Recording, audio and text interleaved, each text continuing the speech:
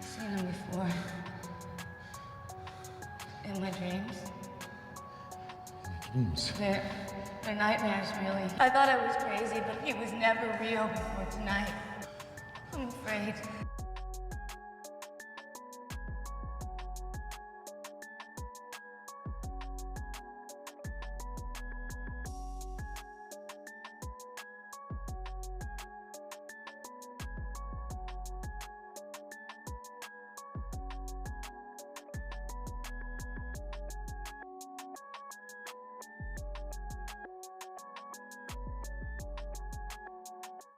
Religious horror is a subgenre in which strongly focuses on religious themes, symbols, and narratives to evoke fear or suspense. Films from these subgenre usually focuses on the battle between good and evil, characters questioning their faith when confronted with the evil, and prophecies that are supposed to come true, but are usually stopped by the hero of the movie.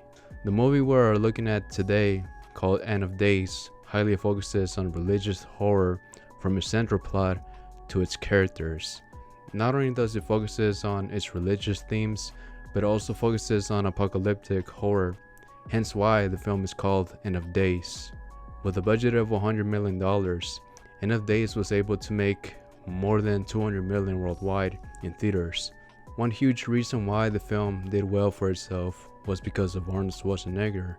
Arnold in the 80s and early 1990s dominated Hollywood as a global box office megastar, thanks to films like The Terminator 1 and 2, True Lies, Predator, and many more.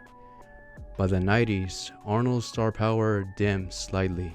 His role as Mr. Freeze in the Batman and Robin 1997 film was widely criticized, and it kind of tarnished his image a bit. After the film came out, he took a break from acting, and he also underwent heart surgery the same year. When Arnold Schwarzenegger is in the hospital, do you find yourself that every doctor and nurse in the hospital is checking up on you every 5 minutes? Oh, you can imagine. I mean, first of all, normally they have 4 heart surgeons in a surgery. I had 12.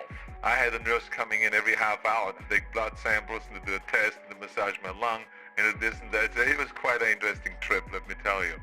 This limited his ability to take on more physically demanding roles. The film End of Days was basically his comeback to the action genre.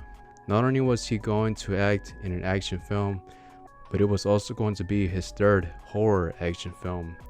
He previously played as the Terminator in the 1984 movie, which arguably can be a horror film, and the Predator 1987 film as well. The movie End of Days is about a detective named Jericho who finds himself caught up in an apocalyptic conflict.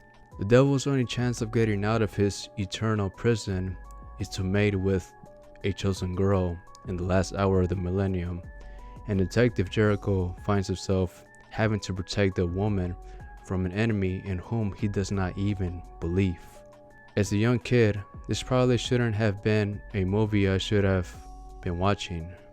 I didn't remember the exact age when I saw End of Days, but the only thing I knew about the film is that Arnold was in it. Movies like The Terminator 2, Judgment Day, and Jingle All the Way made me a fan of his work, and so I was immediately hooked in whichever film he was in. End of Days didn't quite scare me as a kid, but as I got older and revisited it once again, I got to finally understand the context and story more. The story is definitely quite dark, but at the time, I mostly just focused on the action. Due to its story and the time that the film was released, I gotta say that End of Days was a perfect horror movie to end with in the year 1999. The world was entering a new millennium, and the film took place around the same time as well, just a few days before the year 2000 hit. Another major reason why End of Days was a perfect horror movie to end 1999 was because of the Y2K scare. If you're Gen Z and beyond, you're probably wondering, what in the world is that? But if you're a millennial and even Gen X, you might have definitely heard about it at the time. You too, baby boomers.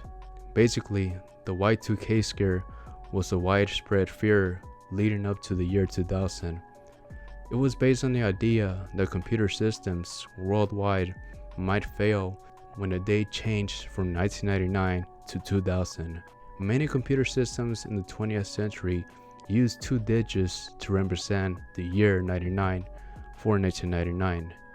When the year switched to 00 in the year 2000, people feared computers might misinterpret it as 1900, causing errors in financial systems, power grids, airlines, and many more things. This led to apocalyptic predictions of chaos, the economy collapsing, and even the end of the world. 25 years later, planet Earth is still here and nothing happened. The Y2K scare played a key role in shaping the themes and tone of End of Days. The film takes place in New York, one of the biggest cities in the world, but it made the city look like a very terrible place to be living at. This was the opposite of Home Alone 2, when Kevin went to go visit it in the movie. New York in End of Days was as a grim, shadowy metropolis, with much of the film taking place in dimly lit alleys, underground tunnels, and run-down buildings. The city seemed like it was on the brink of collapsing, mirroring the apocalyptic stakes of the story. End of Days taps into this fear by framing the turn of the millennium as a literal battle between good and evil, with the apocalypse looming at midnight on New Year's Eve.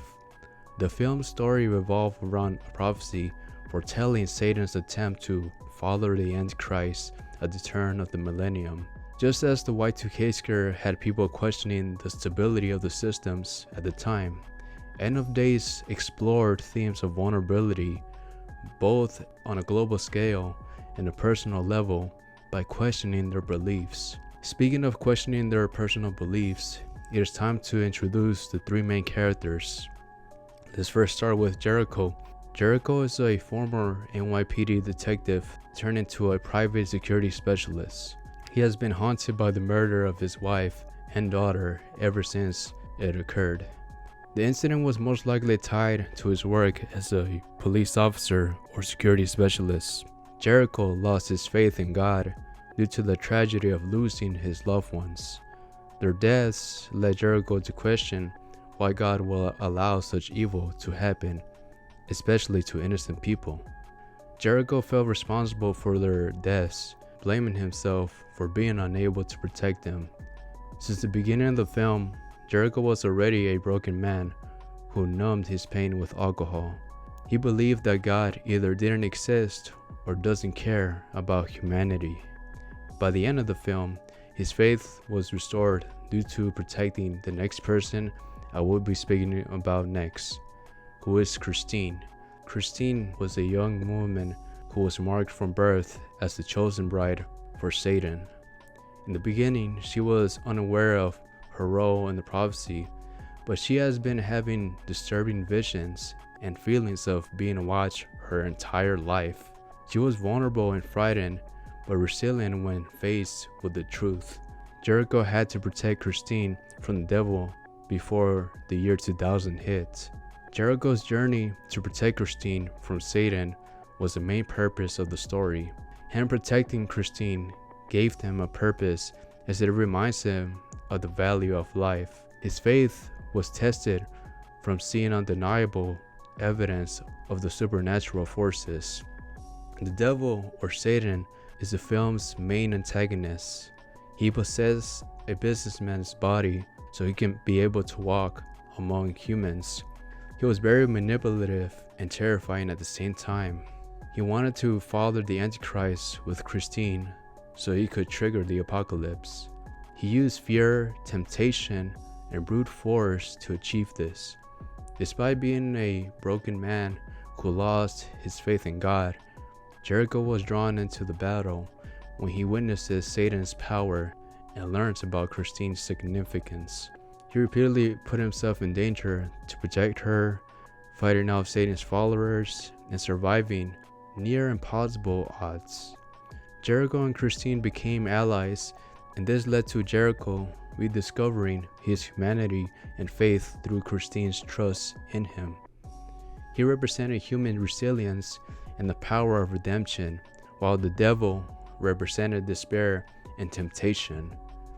Their battle reflected the struggle between good and evil. In the church scene, Jericho was injured, but he refused to give up.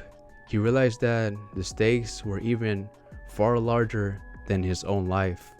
He prayed to God to give him strength so he can protect Christine one last time. This was when his faith was now fully restored, but Satan tried to take over his human body. The businessman's body was already destroyed, and so Satan intended to use Jericho as a vessel to complete the ritual. However, Jericho resisted the possession through sheer willpower. Once he was able to control his body for a few seconds, impales himself on a sword that was mounted in the church. This not only kills him, but it also destroys Satan's ability to act in the human world, and the ritual could no longer be completed before midnight. Jericho's death ensures that Christine was saved, and he also saved the world from the apocalypse. The late 90s saw a huge surge in apocalyptic storytelling like The Matrix, Armageddon, Independence Day, and of course, End of Days. This movie was uniquely positioned as the ultimate end of the world movie, capitalizing on the idea that humanity was at a major turning point. End of Days stood out by combining action with supernatural horror. This appealed to audiences who were fans of both genres.